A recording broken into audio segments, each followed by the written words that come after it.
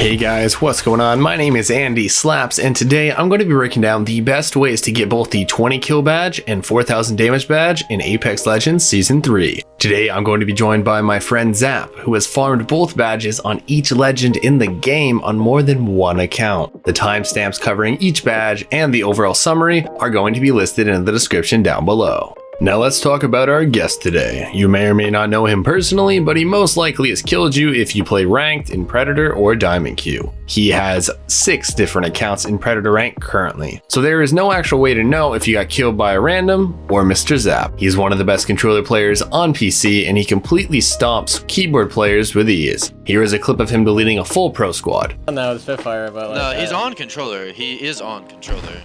Watch him for fucking 3 seconds and you can tell. Then he can't be cheating a controller. Alright, well then he's not cheating. I'm not gonna waste my time spectating. But fucking watch his movement. Look at his crosshair, how it moves. It's just joystick tapping. Oh yeah, he's definitely controller. Wow. We just got teabagged by our Diamond 1 homie. Nah, what a fucking bitch. He just got ran down mid, bro, by a controller Spitfire guy, dude. The guy actually 1v3'd. I didn't get hit by a single other person. He was the only one that killed me too. Yep. Enemy over there.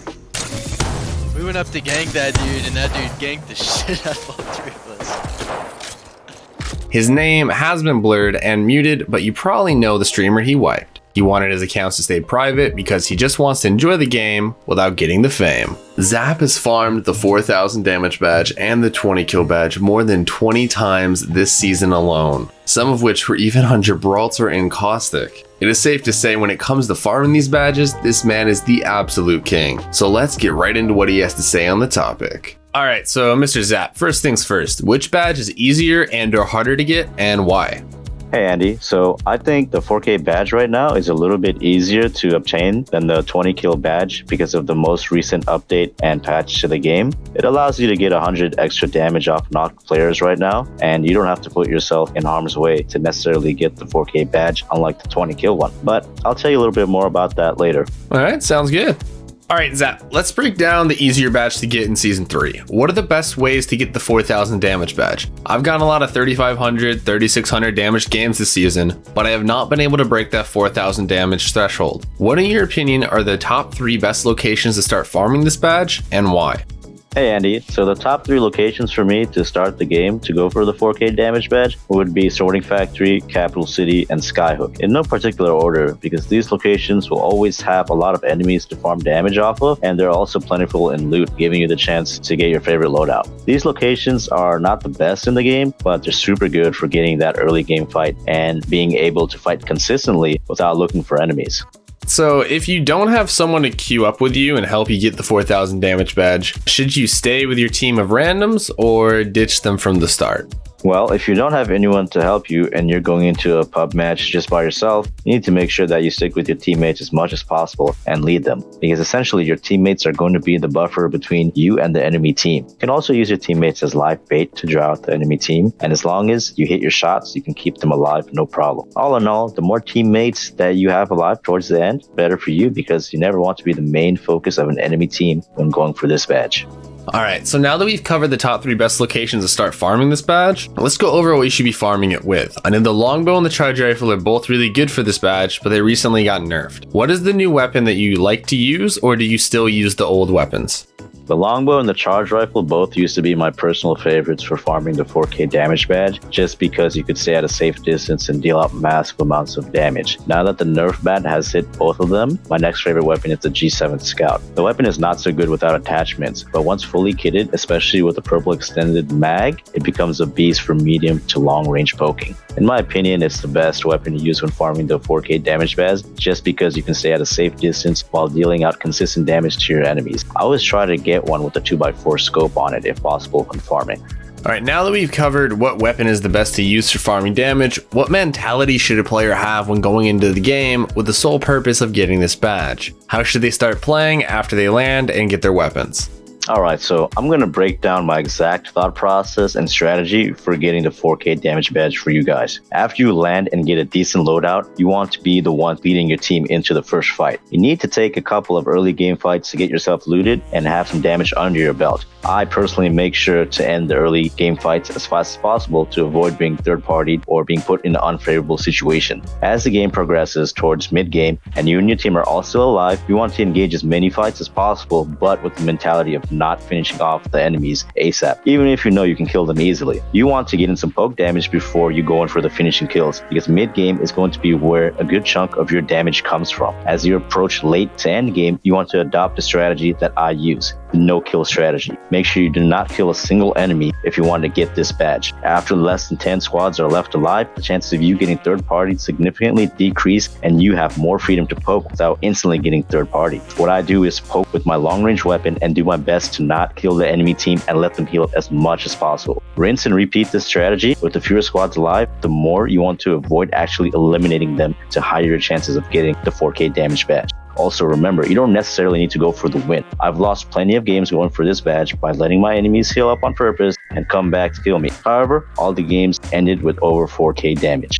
Alright, so now that we know your overall strategy for getting the 4000 damage badge, do you have any final tips or tricks on the topic? As for final tips and tricks, there aren't too many, Andy. However, getting the badge on Wraith, Pathfinder, and Gibraltar have always been the easiest for me. So if you haven't gotten a 4K badge yet, try doing it with one of these legends first. Wraith is especially good for getting out of bad situations, as everyone knows, and continuing the fight later on, while Pathfinder can essentially get the best positioning due to his grapple. And Gibraltar, believe it or not, is really good for taking over spots with his dome shield and airstrike combined. Not to mention his 75 health gun shield that helps out a lot when poking and trading damage.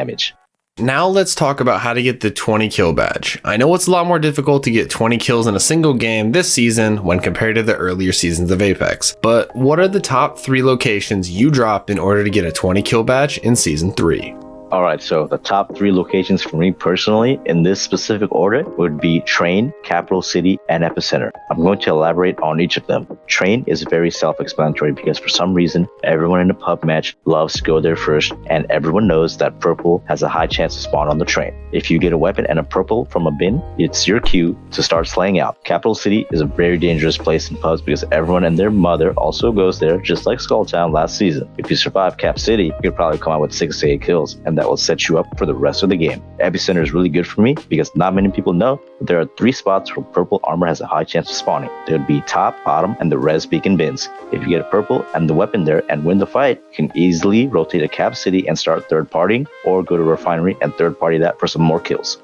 If you don't have anyone to queue up with to help feed you kills, should you stay with your team or ditch them from the start when you're trying to get a 20 kill badge? If you don't have anyone to queue up with and are trying to get the 20 kill badge solo, you should be sticking with your teammates as much as possible and leading them, because you'll be getting up close and personal more often than not to secure the kills. You'll ideally want to be the one who opens up the engagement and gets the first kill so your team can back you up while you heal or reposition. However, I do highly suggest having at least one other person on your team who is there dedicated to help you get the kills and make them wait for you, because even for a very seasoned or professional player, 20 kill games are few and far in between.